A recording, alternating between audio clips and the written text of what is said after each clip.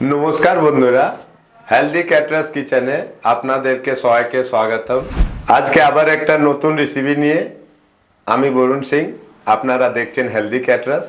Khan healthy थाकुन healthy. आज के बानाबो बिये बाड़ी स्टाइलेर लाउ पालुन चच्चड़ी माछेर माथा दिये आबार बड़ी दिये ताहले कि टेस्टी होबे तो। लाउ पालुन शाकेर चच्चड़ी जे बानाबो सेटा तो घरेरই শাক সবজিতে হয়ে যায়। তাও কি কি লাগে চলুন একবার দেখে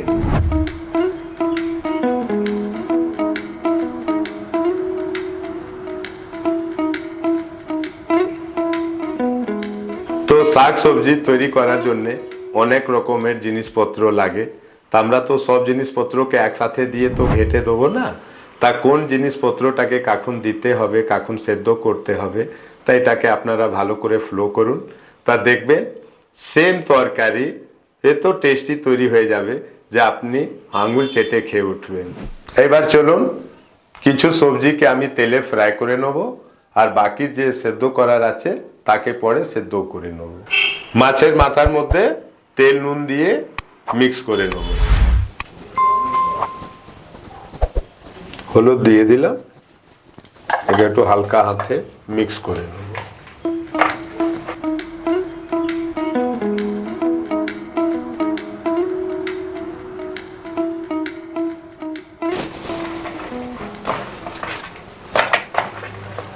গরম তেল হয়ে গেছে, এক একটা মাছের মাথা তেলে দিয়ে দেবো।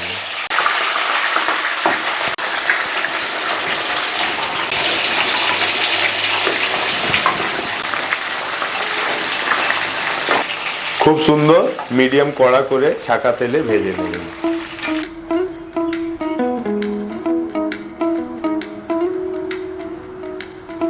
সবাইকার প্রথমে বেগুনটাকে ভেজে নেব।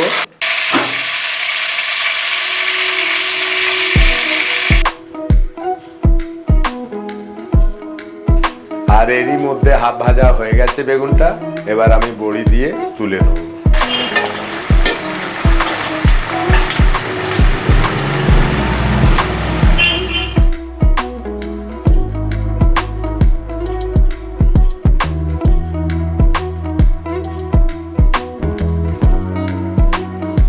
কুমড়োটাকে তেলে দিয়ে দিলাম, কুমড়োটা কিছু ভাজা হয়ে গেল।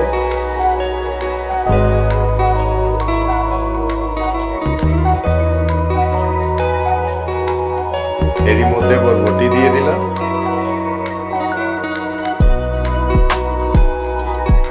এরপরে সিম দিয়ে দিলাম,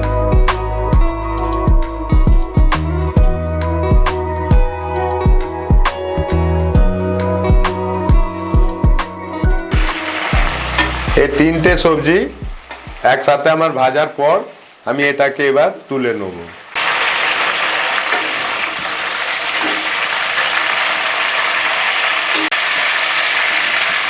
এবার ঝিঙেটাকে দিয়ে তেলে হালকা ভেজে তুলে নেব।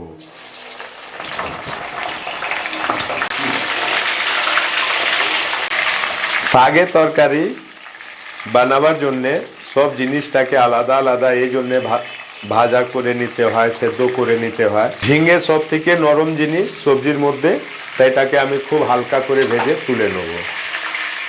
আমার সব সবজি ভাজা হয়ে গেছে, লাস্টে আলুটাকে আর মূলোটাকে ভেজে নেব। কেন কি এতে একটা কারণ আছে, আমার তেলটা কালো হয়ে যায় যখন বেশি সবজিতে জল থাকে।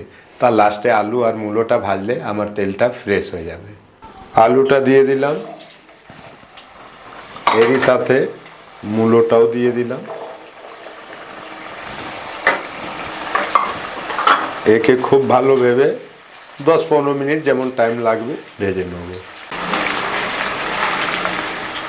যতক্ষণ আমার আলু মূলো ভাজা হচ্ছে ততক্ষণ আমি লঙ্কা গুঁড়ো আগে জলে সেদ্ধ করার জন্য দিয়ে দিলাম, আর এটাতেই আমি নুন দিয়ে দিলাম,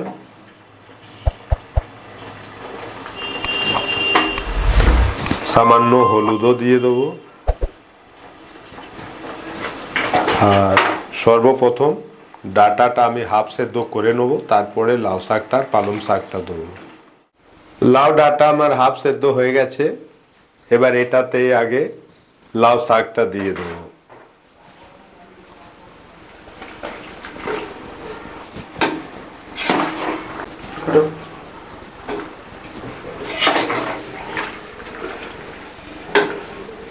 লাউ ডাঁটা শাক একসাথে সেদ্ধ হয়ে গেছে খুব ভালোভাবে। পালং শাকটা খুব হালকা হয় আর খুব নরম হয়, তাই জন্য একে দিয়ে জাস্ট নামিয়ে দেবো।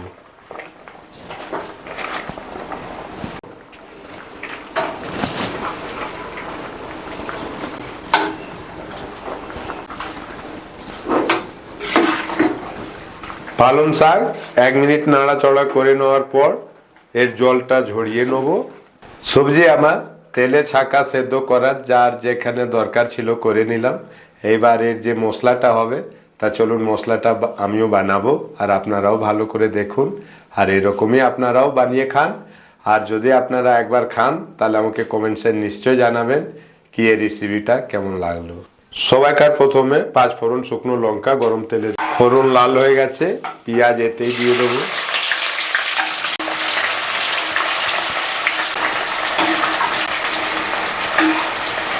বাদামি কালার পেঁয়াজ ভাজা হয়ে গেছে, এবার রসুন দিয়ে দেবো দরকার মতন।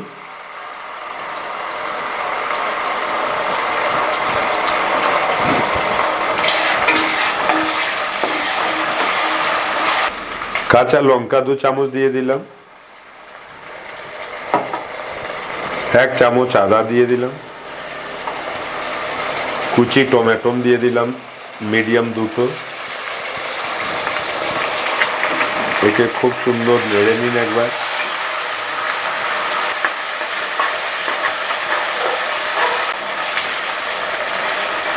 একটু ভাজা হয়ে গেলে এরই মধ্যে মাছের মাথাটা দিয়ে দেবো।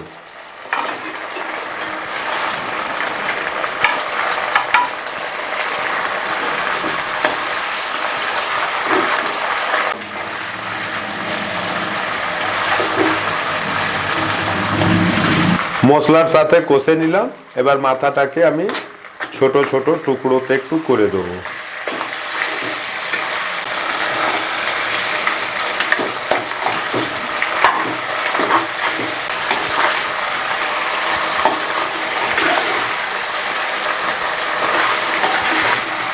মাছের মাথা থেকে আষ্টানি গন্ধ না হোক তার জন্য আমি খুব ভালোভাবে মশলার সাথে কষে নিলাম। এরপরে নুন দিয়ে দিলাম দরকার মতন, চিনি দিয়ে দিলাম 2 চামচ, লঙ্কা গুঁড়ি দিয়ে দিলাম 2 চামচ, হলুদ দিয়ে দিলাম 2 চামচ, ধনে গুঁড়ো 1 চামচ দিয়ে দিলাম, জিরে গুঁড়ো কাঁচা 1 চামচ দিয়ে দিলাম। এটাকে আমি আরো 1-2 মিনিট খুব ভালোভাবে মশলার সাথে কষে নেব। তাই জন্যে আমাদের যে বিয়ে বাড়ি স্টাইলে শাকের চচ্চড়ি হয় গন্ধ ছাড়ে না আষ্টানি, আর যদি ভালো করে এটা কষা না হয় তাহলে আষ্টানি গন্ধ ছাড়বে।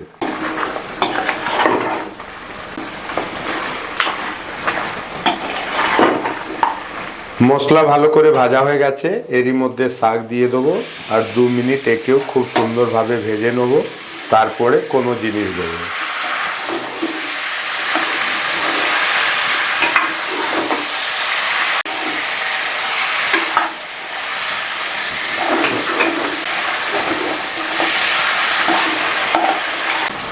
প্রায় 5 মিনিট হয়ে যাওয়ার পর এরই মধ্যে আমি আলু দিয়ে দিলাম আর একেও 2 মিনিট কষে নেব। বাকির সবজিগুলো যে ভাজা আছে সেটা এরই মধ্যে দিয়ে দেবো।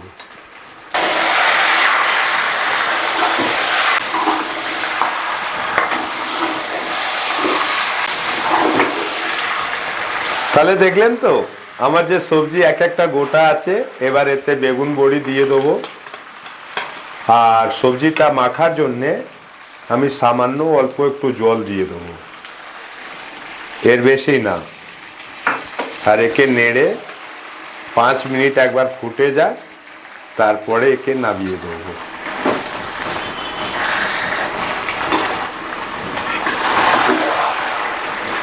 বন্ধুরা আজকে আমার লাউ পালং শাকের চচ্চড়ি তৈরি হয়ে রেডি হয়ে গেছে। এটাকে গরম ভাতের সাথে খেলে আর কোনো তরকারি লাগবে না, এটা দিয়ে আপনি পুরো ভাত খেয়ে উঠে যাবেন। ও গরম ভাতের সাথে যা লাগবে না, পুরো জমে যাবে একদম।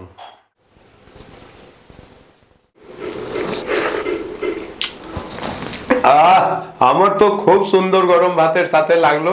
তো আপনিও এরকম বানিয়ে খান, আর আমাকে কমেন্টসে নিশ্চয়ই জানাবেন কি কেমন আজকাল আমার রেসিপি লাগলো। আর জুড়ে থাকুন আমার হেলদি ক্যাটার্সের সাথে, আর নতুন নতুন রেসিপি দেখতে থাকুন। ততক্ষণ নমস্কার।